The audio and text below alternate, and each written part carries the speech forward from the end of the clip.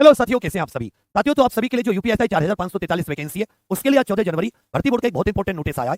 इस नोटिस में भर्ती बोर्ड ने क्या कहा है कि लिखित परीक्षा की प्रक्रिया का प्रकाशन, यूपीएसआई भर्ती 2025 और ओएमआर उत्तर पत्रक भरने के निर्देश कि ओएमआर कैसे भरनी है। तो इसमें उन्होंने कहा था कि देखिए भाई, ये सब ऑनलाइन आवेदन मांगे गए थे। 160 प्रश्न है, 400 अंक है, 2 घंटे का पेपर होगा, जिसमें सामान्य हिंदी के 40 अंक, 40 क्वेश्चन 100 नंबर, हर एक क्वेश्चन 2.5 अंक का, कुल विधि संविधान सामान्य ज्ञान के 40 100 अंक, मैथ्स के 40 100 अंक और रीजनिंग के 40 100 अंक। प्रत्येक सही उत्तर के लिए 2.5 अंक, 35% प्रत्येक सेक्शन में, प्रत्येक सब्जेक्ट में आपको मार्क्स लाने होंगे। फिर इन्होंने कहा है कि देखिए, प्रत्येक प्रश्न के 4 वैकल्पिक उत्तर दिए जाएंगे। इनमें से जिस उत्तर को आप सही समझते हैं तो केवल एक ही उत्तर चुनें और उससे आप गोला भर दें। ओएमआर में क्या कर दें? गोला भर दें। टिक करने से नहीं होगा, गोला भरने से होगा।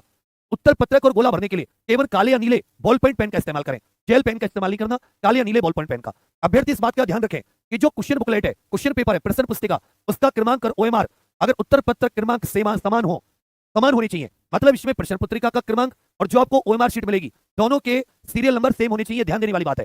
अगर ऐसा नहीं है तो तुरंत अपने कक्ष निरीक्षक को सूचित करें और अपनी प्रश्न पुस्तिका और ओएमआर उत्तर पत्रक बदलवाएं। तो इस बार ये व्यवस्था है कि आपकी जो क्वेश्चन पेपर होता है, जिसको प्रश्न पुस्तिका कहते हैं, उसके ऊपर जो सीरियल नंबर होता है और जो आपको ओएमआर शीट मिलेगी, दोनों के सीरियल नंबर सेम होने चाहिए।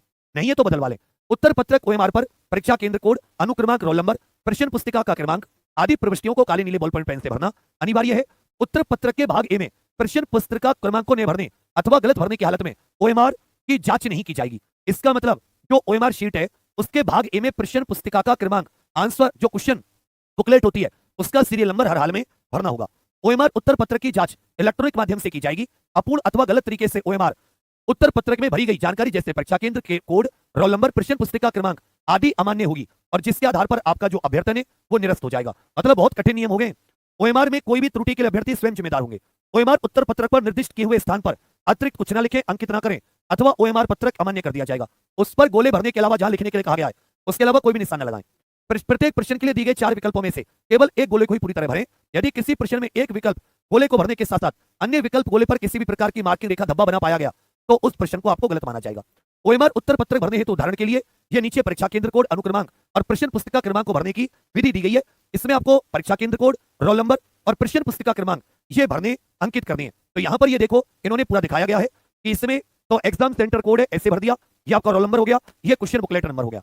इसमें अच्छे से याद रखिएगा, गोले को ना तो मिटाएं ना ही दोबारा भरने का प्रश्न करें, वरना उससे साथ ही गलत माना जाएगा। व्हाइटनर, रबर ब्लेड का प्रयोग वर्जित है।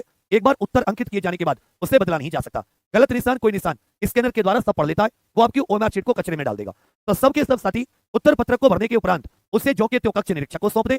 उसमें से वो आपकी वाली जो आंसर की होगी सीट, उसको फाड़कर अभ्यर्थी को सौंप देगा और 2 को अपने पास रख लेगा। इसमें सामान्य हिंदी विषय को छोड़कर बाकी तीनों के विषय के पेपर हिंदी अंग्रेजी दोनों भाषाओं में होंगे।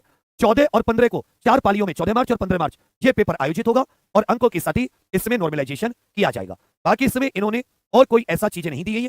तो सबके सब साथी इस बात को बहुत गौर करें। अब आ जाते हैं कि हमने साथी एसआई की तैयारी के लिए अपने यूपीएसआई एग्जामपुर का एक अलग चैनल बनाया है, जिस पर कल मैंने हिंदी की क्लास भी ली थी और साथ ही हमने अभी अपने अवरेंद्र सर उस पर क्लास लेंगे 9 बजे से। एक और महत्वपूर्ण चीज सुन लो, आज 14 तारीख होगी, अब से एग्जैक्ट 60 दिन बचे।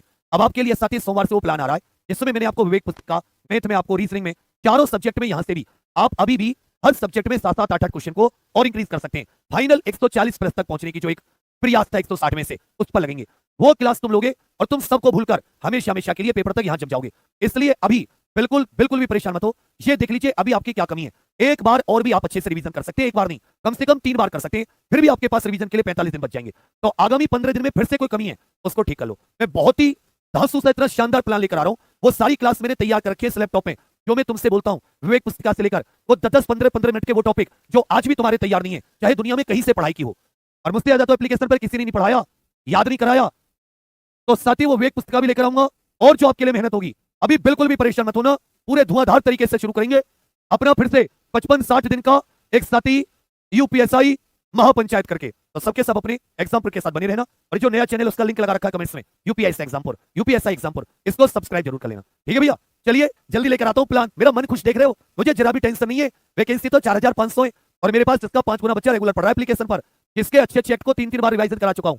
तो क्यों खुश नहीं होऊंगा। और जैसे मैं गुरु मंत्र दूंगा अंत का, मैथ, रीजनिंग, जीके, हिंदी, मूल विधि, संविधान सब में, फिर तुम कहोगे सर ये क्या था, इससे कहां छुपा के रख रखा था। लेकिन इसका फायदा उसी को होगा जो पहले से पढ़ रहा था। ठीक है बाबू, चलिए, थैंक यू।